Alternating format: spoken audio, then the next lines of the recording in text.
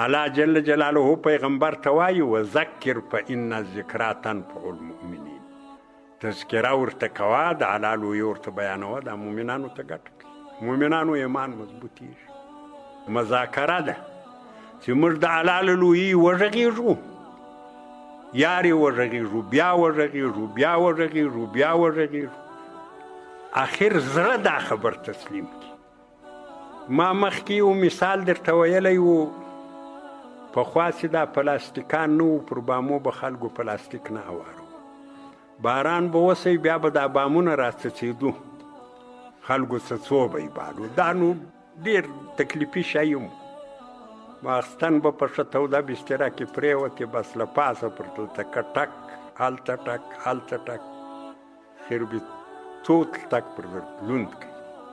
دغه څڅوبې داسې طبیعت درلودی که به دا د مځکې پر مخ باندې دا د خونې پر غولي باندې فرش نه و، نو اول څاڅکی چې به راغی پر دا خاوره به وشنتی، پر دا سپېره غولي باندې دا به ورک سو، هېڅ اثر یې نه معلومېدی، هېڅ. ما خپله په یاد کېږي، پلاستیکان چې نه وو هغه وخت ما په یاد کېږي، زه چې ملا سومه یو وطاق مې و، یاره د ملایي به مې دوم یا درېیم کال و، ارغنداو کې وم، دلته دا کلات ته رالم، پلاستیک مې یوړه، خپل وطاق ته مې ورکړی، بیا نو نه څڅېدی.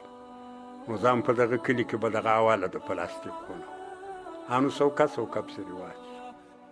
نو دا څڅوبې مې ډېر لیدلي دي.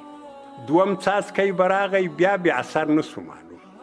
درېیم چې به راغی، مازې په دی معلومېدی چې د دغې مځکې و د دا نورې یو څه فرق شته. څلرم څاڅکی چې به راغی، دا مځکه به دی معلومېده لکه غوړه سي. پنځم به راغی، شپږم به راغی، مځکه بې لنده کړه. اتم به راغی، نم به راغی، اخر به کوچنی غار په مځکه کې وکړي. څاڅکې راتلو راتلو راتلو، سار چې به را کښېنستې، هغه وچه مځکه کې به دی غار کړی و، چې ګوته د دی وروړې وایي چې چښېده.